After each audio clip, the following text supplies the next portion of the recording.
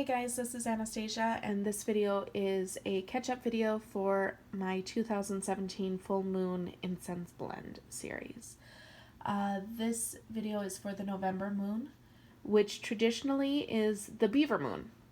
It is traditionally called this because the tribes would notice that beavers at this time were readying themselves for winter, so they'd be gathering and prepping to go into their den during the long cold winter.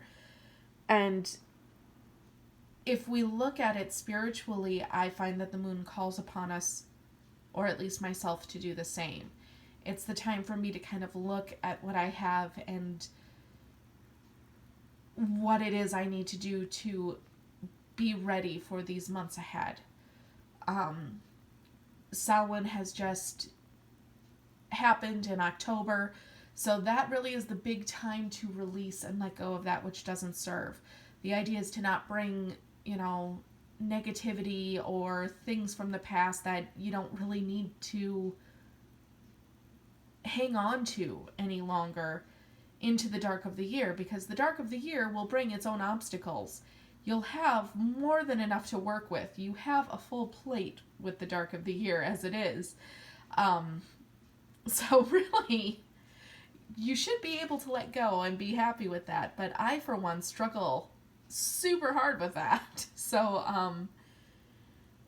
this is kind of my time to look at what it is that I am bringing into the dark of the year and kind of analyzing, okay, is this going to cause problems down the road? Is this something that's going to add to an obstacle that's already there? For me, the dark of the year is really, it is about going within myself. I might not be hunkering down in my den like a beaver, but I am going within myself. I am looking at that reflection and seeing what it is that is inside me, who it is that I am deep within, and is that who I am on the outside as well? Am I being my true authentic self? And if not, why not? What is holding me back from being who I am, what I am about, or who I want to be? And those are all really deep, dark things to look at. It's a key time for me to really focus on that shadow work. And I think all of these reasons are why, for me, although the beaver moon makes sense, I personally resonate more with the Celtic name for this moon, which is the dark moon. It is the first moon of the dark of the year, so that makes sense. But it brings to light all those dark things that I kind of need to be ready to deal with. And it is a final preparation for that. If it hasn't already started, it's just that knowledge that, hey, things are going to start popping up. And there's kind of two ways that you can deal with the dark.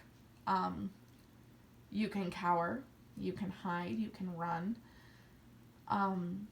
or you can embrace it and you can stand in it and be one with it. And it's very easy to say you can embrace it and stand in it and go with it. It's very difficult to do that. But I think that's what the goddess calls upon us to do in the dark of the year, or at least calls upon me to do in the dark of the year. This is really her time to speak to me and let me know that all those things that I'm scared of, yeah, I'm going to be scared of them.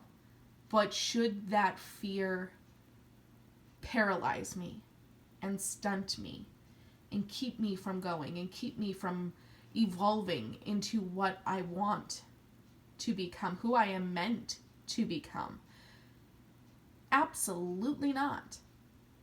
There is no amount of darkness, there is no amount of shadow that is so great that I should stop at my tracks and fall to the floor and not move another inch. And I think, and no, not I think, I know, I have felt great comfort in those times. When I've had those moments of, crap, I can't do this, that's it, I'm shutting down, I can't go, I can't deal with this crap. I feel a nudge, I feel an urging, I feel a push sometimes a very deliberate push, to continue on, to not stop working at this. There have been times when I have been kind of spiraling a bit, and it evolved into shadow working of some sort, but kind of this weird thing of it, and it just kept going and going and going, and there was a certain point where I'm like, nope, I can't go down anymore. I'm just done. I am absolutely knackered. I can't do this. And I felt that urging, just that little tap, and perhaps even a little, yeah, you can. You got this. Just that little bit of encouragement urging me forward. And for me, that is what the goddess does during the dark of the year. That is what the dark moon represents. It is a reminder, there we go, a reminder for me that even in the darkest night, the moon is always there, just as the goddess is always there. She is my beacon. And that is why I honor the first moon in the dark of the year as the dark moon. Because no matter how dark, she's got my back. As long as I am willing to put in the effort. If I decide, nope, I'm not going any further, and I don't, and I just stop dead in my tracks, yeah, she's probably going to be like, okay, well, we'll try this again another day. But for right now, see ya, kid. But as long as I'm willing to take that step, as long as I'm willing to put forth whatever effort I can into a working, into a process, she's always there with me. And that is what it is all about for me. So, for this specific blend, the lunar side of it, I dealt kind of with some darker elements. Poppy seed, which is good for dream work, divination, any sort of sleep working. Wormwood, which is good for meditation, visions, connection to other realms, I found. Lily, which represents the life cycle. Violets, which are good for numerous things. For me, I put them in there because they are used in funerary rites, which is kind of a darker element, and I, of course, am terrified of death, so that kind of made sense to me. They also are good for night magic, and dark moon, night magic, made sense. They are also really good for creativity, I found, and even in the dark of the year, I like to keep a spark of creativity glowing. I used white rose for, yes, divine love, spiritual connection. Also strength and courage. I find that's very important during this time of year. Lotus. The reason for using lotus for me was about the healing aspect, the compassion, that little bit of encouragement and nurturing. There isn't a whole lot of comfort for me during this time of year when it comes to working with my goddess, but there is enough, like I said, there's enough to keep me going. When I feel that little bit of hesitation, there's that little bit of, hand on my shoulder telling me it's okay.